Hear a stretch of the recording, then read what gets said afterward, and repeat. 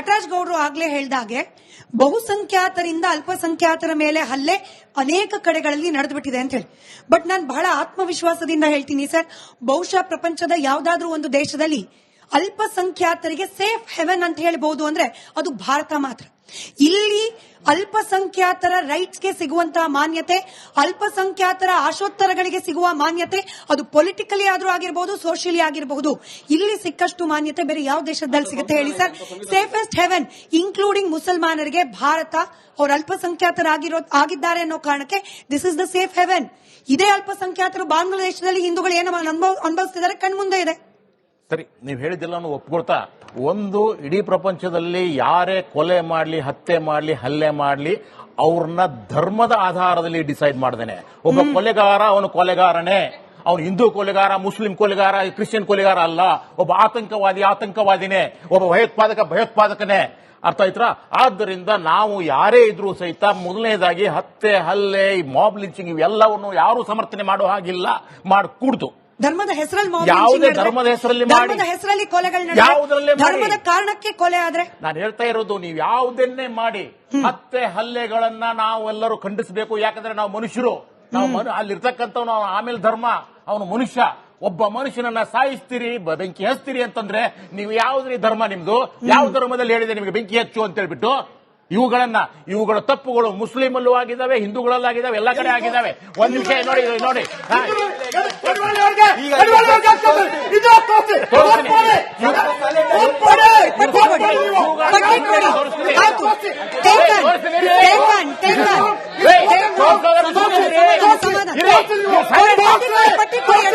ಯಡಳ್ಳಿ ಅವರೇ ಪಟ್ಟಿ ಕೇಳ್ತಾ ಇದ್ದಾರೆ. ನಾನು ಆವಾಗ್ಲೇ ಫಾರೂಕ್ ಅವ್ರಿಗೂ ಕೇಳ್ದೆ, ಹಾಗೆ ಪಾಷಾ ಅವ್ರಿಗೂ ಕೇಳ್ದೆ. ಪಟ್ಟಿ ಕೊಟ್ಬಿಟ್ಟು ಮುಂದೆ ನೋಡಿ. ಇಲ್ಲಿ 2019 ಜಾರ್ಖಂಡ್ ತಬ್ರೇಜ್ ಅನ್ಸಾರಿ ಅಂತಕ್ಕಂಥ 24 ವರ್ಷದ ಮುಸ್ಲಿಂ ಯುವಕನನ್ನ ಕಳ್ಳತನ ಸಂಖ್ಯೆಯಲ್ಲಿ ಗುಂಪೊಂದು ಹೊಡೆದು ಜೈ ಶ್ರೀರಾಮ್ ಮತ್ತು ಜೈ ಹನುಮಾನ್ ಅಂತ ಕೂಗಲೇಬೇಕು ಅಂತ ಒತ್ತಾಯ ಮಾಡಿದ್ರು. ಹಲವು ಗಂಟೆಗಳ ಹೊಡೆತದಿಂದ 4 ದಿನಗಳ ನಂತರ ಅವನು ಸಾಯ್ತಾನೆ. ಆ ವಿಡಿಯೋ ವೈರಲ್ ಆಗಿದೆ, ನೀವು ಯೂಟ್ಯೂಬ್ ಅಲ್ಲಿ ನೋಡ್ಕೊಳ್ಳಿ. ಆಯ್ತಾ? 2020 ದೆಹಲಿ ಗಲಭೆಯಲ್ಲಿ ಉತ್ತರ ಈಶಾನ್ಯ ದೆಹಲಿ ಗಲಭೆಯಲ್ಲಿ 9 ಮುಸ್ಲಿಮರ ಯುವಕರನ್ನ ಜೈ ಶ್ರೀರಾಮ್ ಕೂಗದಕ್ಕೆ ಚಾಕು ಹಾಕ್ತಾರೆ, ಇಳಿದು ಕೊಲ್ತಾರೆ. ಇವತ್ತು ಚಾರ್ಜ್ ಶೀಟ್ ಇದೆ ನೆನ್ಕೊಳ್ಳಿ. 2025 ಉತ್ತರಾಖಂಡ್ 2025ರಲ್ಲಿ ಉತ್ತರಾಖಂಡಲ್ಲಿ ಸ್ವಾತಂತ್ರ್ಯ ದಿನದಂದು ಮುಸ್ಲಿಂ ವ್ಯಕ್ತಿಯನ್ನು ಚಹಾ ಅಂಗಡಿಯಲ್ಲಿ ಜೈ ಶ್ರೀರಾಮ್ ಕೂಗಲು ಒತ್ತಾಯಿಸಿ ಗಡ್ಡ ಹಿಡಿದು ಎಳೆದಾಡಿ ಹಲ್ಲೆ ಮಾಡ್ತಾರೆ. ಇಂಥ ಒಂದು 25-30 ಘಟನೆಗಳನ್ನು ಹೇಳಬಹುದು.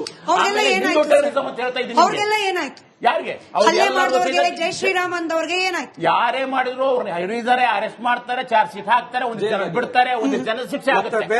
ಯಾವುದೋ ಒಂದು ದರಿದ್ರ ಗುಂಪು, ಯಾವುದೋ ಒಂದು ಮತಾಂಧ ಗುಂಪು ಮಾಡಿದ್ದಕ್ಕೆ ಇಡೀ ಸಮುದಾಯವನ್ನ ಬ್ಲೇಮ್ ಮಾಡೋದು, ಇಡೀ ಒಂದು ಧರ್ಮೀಯರನ್ನ ಮಾಡೋದು, ಇಸ್ಲಾಮೋಫೋಬಿಯಾ ಅಂತ ಹೇಳ್ತೀವಿ.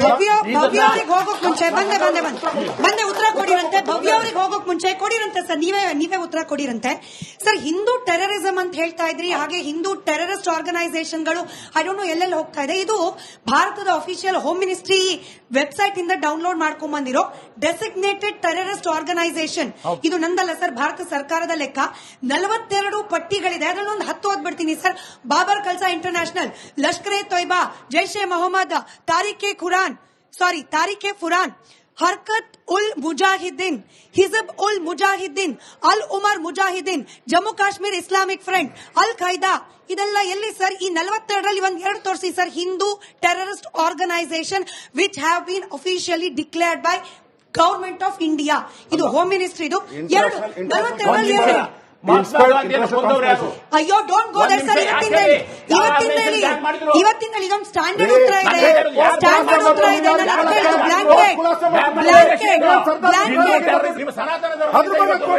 ಹಿಂದೂ ಟೆಕ್ಸ್ಟ್ ಅಂತಾರೆ,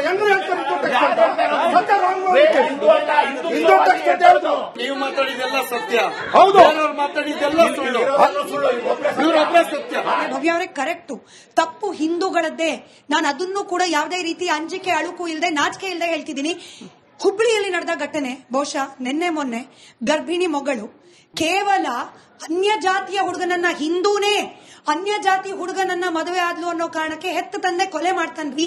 ಈ ಜಾತಿ, ಬ್ರಾಹ್ಮಣ, ದಲಿತ, ಶೂದ್ರ, ವೈಶ್ಯ, ಈ ಅನಿಷ್ಟ ಜಾತಿ ಪದ್ಧತಿ ಯಾವಾಗ ತನಕ ಇರುತ್ತೆ? ಹಿಂದೂಗಳು ಅನ್ನೋ ಕಾರಣಕ್ಕೆ ಬೇರೆ ದೇಶದಲ್ಲೂ ಹೊಡೆದಾಕ್ತಾರೆ, ನಮ್ ದೇಶದಲ್ಲೂ ಹೊಡೆದಾಕ್ತಾರೆ. ಹಾಗೇನೆ ಅದಕ್ಕೆ ನಾನು ಒಪ್ಕೊಂಡು ಹೇಳ್ತಾ ಇದ್ದೀನಿ, ಜಬ್ ತಕ್ ಹಮ್ ಬಟೆಂಗೆ ತಬ್ ತಕ್ ಕಾಟ್ತೆ ಹಿ रहेंगे ಹಮೇ. ಒಗ್ಗಟ್ಟು ಬರಬೇಕು. ನೀವು ಹುಬ್ಬಳ್ಳಿ ಘಟನೆ ಹೇಳಿದ್ರಿ, ದಯವಿಟ್ಟು ಹುಬ್ಬಳ್ಳಿ ಘಟನೆಯನ್ನ ಈ ನಮ್ಮ ಏನು ಈ ಇದಕ್ಕೆ ಹಿಂದೂಗಳಿಗೆ ಅದು ಕೋಟ್ ಮಾಡಬೇಡಿ. ಯಾಕಂತ ಹೇಳಿದ್ರೆ ಅದು ಪರ್ಸನಲ್ ಇದೆ, ಅದು ಅವರ ವೈಯಕ್ತಿಕ ಇದೆ, ವೈಯಕ್ತಿಕ ಘಟನೆ.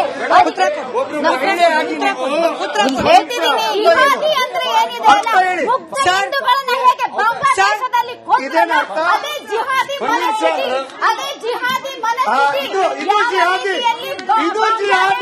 ನಮ್ಮ ಹಿಂದೂಗಳನ್ನ ಏನು ಈ ಜಿಹಾದಿ ಮನಸ್ಥಿತಿ ಇದೆ ಅಲ್ಲ, ಆ ಏನು ಬಾಂಗ್ಲಾದೇಶದವರಿಗೆ ಸ್ವತಂತ್ರ ತೆಗೆದುಕೊಳ್ಳುವ ಯೋಗ್ಯತೆ ಇರಲಿಲ್ಲ. ನಮ್ಮ ಭಾರತದ 4,000 ಯೋಧರು ಬಲಿದಾನ ಕೊಟ್ಟು ಅವರಿಗೆ ಸ್ವಾತಂತ್ರ್ಯ ಕೊಡಿಸಿದ್ರು. ಸ್ವಾತಂತ್ರ್ಯ ಕೊಡಿಸಿದ ನಂತರ 30% ಇರುವಂತಹ ಹಿಂದೂಗಳನ್ನ ಇವತ್ತು 7% ಮಾಡಿದ್ರು.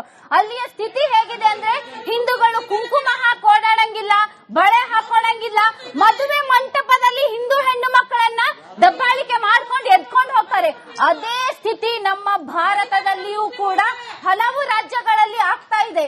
ಅವರನ್ನ ಪ್ರೀತಿ ಮಾಡ್ತಾರೆ, ಸುಳ್ಳು ಪ್ರೀತಿ ಅವರ ಪ್ರೀತಿಗೆ ಒಪ್ಕೊಂಡಿಲ್ಲ, ಹಿಜಾಬ್ ಹಾಕ್ಲಿಲ್ಲ ಅಥವಾ ಪಾಲನೆ ಮಾಡ್ಲಿಲ್ಲ ಅಂದ್ರೆ ಪೀಸ್ ಮಾಡಿ ಫ್ರಿಡ್ಜ್ ಅಲ್ಲಿ ಇಡ್ತಾ ಇದ್ದಾರೆ. ನಾನ್ ಹೇಳ್ತಾ ಇರೋದು ಏನು, ಈ ಜಿಹಾದಿ ಮನಸ್ಥಿತಿ ಇದೆ ಅಲ್ಲ, ಹೋಗಬೇಕು. ದೇಶದ ಬಗ್ಗೆ ಅವರಿಗೆ ಶ್ರದ್ಧೆ ಹೆಚ್ಚಾದ್ರೆ ಖಂಡಿತ ಇಂತಹ ಕೆಲಸವನ್ನು ಮಾಡೋದಿಲ್ಲ ಅಂತ ಹೇಳಲಿಕ್ಕೆ ನಾನು. ಬಟ್ ನನ್ನ ಸಿಂಪಲ್ ಪ್ರಶ್ನೆ ಭವ್ಯ ಅವರೇ, ನಿಮ್ಮಿಂದಾನೇ ಅವೇರ್ನೆಸ್ ಶುರುವಾಗ್ಲಿ. ಹಿಂದೂಗಳಲ್ಲಿ ಯಾವಾಗ ತನಕ ಒಗ್ಗಟ್ಟು ಅನ್ನೋದಿರೋದಿಲ್ಲ, ಇಷ್ಟು ದಿನಗಳ ಕಾಲ ಬಾಂಗ್ಲಾದೇಶದಲ್ಲಿ ನಿರಂತರವಾಗಿ ಹಲ್ಲೆಗಳಾಗ್ತಾ ಇದ್ದಾಗ ಈಗ ದೆಹಲಿಯಲ್ಲಿ ಒಂದು ಪ್ರೊಟೆಸ್ಟ್ ಆಗ್ತಾ ಇದೆ. ಹಿಂದೂಗಳೆಲ್ಲ ಸೇರ್ಕೊಂಡು ಇವತ್ತು ಪ್ರೊಟೆಸ್ಟ್ ಮಾಡ್ತಾ ಇದ್ದಾರೆ. ಈ ಜಾಗೃತಿ, ಹಿಂದೂಗಳು ಒಂದಾಗಿರ್ಬೇಕು ಅನ್ನೋ ಜಾಗೃತಿ ಮೂಡೋದ ಅವಶ್ಯಕತೆ ಇದೆಯಾ ಇಲ್ವಾ? ಸಿಂಪಲ್ ಪ್ರಶ್ನೆ. ಅದಕ್ಕೋಸ್ಕರನೇ ನಾವಿವತ್ತು ಹಿಂದೂಗಳಿಗೆ ಮೂಡಿಸ್ತಾ ಇದ್ದೇವೆ. ಎಲ್ಲರೂ ಹಿಂದೂಗಳು ಇವತ್ತು ಒಟ್ಟಾಗಬೇಕಾಗಿದೆ. ಒಟ್ಟಾಗದ ಪರಿಣಾಮ ಕಾಶ್ಮೀರದಲ್ಲಿ ಏನಾಯ್ತು 1999ರಲ್ಲಿ, ಇವತ್ತು ಅಲ್ಲಿ ಲಕ್ಷಾಂತರ ಹಿಂದೂಗಳು ಹೊರಗೆ ಬಂದ್ರು. ಎಷ್ಟೋ ಬ್ರಾಹ್ಮಣರನ್ನು ಇವತ್ತು ಹಾಡು ಹಗಲೇ ಅಲ್ಲಿ ಹತ್ಯೆ ಮಾಡಿದ್ದಾರೆ.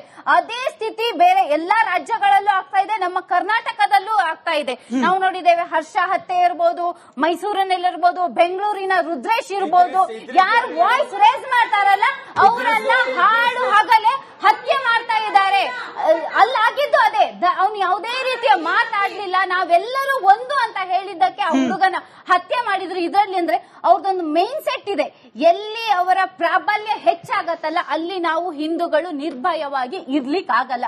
ಹಾಗಾಗಿ ಅವರ ಮನಸ್ಥಿತಿಯನ್ನು ಫಸ್ಟ್ ಏನ್ ಅವರ ಶಿಕ್ಷಣ ಸಿಗತ್ತಲ್ಲ ಎಲ್ಲಿಂದ, ಈಗ ಹೇಳಿದ್ರು ನಮ್ಮ ಭಗವದ್ಗೀತೆಯಲ್ಲಿ, ನಮ್ಮ ಹಿಂದೂ ಧರ್ಮದಲ್ಲಿ ನಾವು ಹೇಳಿದ್ದೇವೆ, ಇವತ್ತು ಸಹ ಪ್ರತಿ ದೇವಸ್ಥಾನದಲ್ಲಿ ನಾವು ಪೂಜೆ ಮಾಡ್ಬೇಕಾದ್ರೆ ಸರ್ವೇ ಜನ ಸುಖಿನ ಸಂತು ಅಂತ ಶ್ಲೋಕ ಹೇಳಿ ಎಲ್ಲರಿಗೂ ಇಡೀ ವಿಶ್ವ ಕಲ್ಯಾಣಕ್ಕಾಗಿ ಶ್ಲೋಕೋಚ್ಚಾರ ಮಾಡಿ ಪೂಜೆಯನ್ನು ಮಾಡ್ತೇವೆ. ಹಾಗಾದ್ರೆ ನಿಮ್ದ್ರಲ್ಲಿ ಮಾಡ್ತೀರಾ? ಎಲ್ಲಾದ್ರೂ ಹೇಳ್ತೀರಾ? ಯಾಕೆ ಒಂದಕ್ಕೆ ಕಟ್ಟುಪಾಡು ಇಟ್ಟಿದ್ದೀರಾ? ಏನ್ ಮಾಡ್ಬೇಕು? ಯಾಕೆ ಏನ್ ಕಟ್ಟುಪಾಡು ಇದೆ? ನಿಮ್ಗೆ ಪ್ರಶ್ನೆ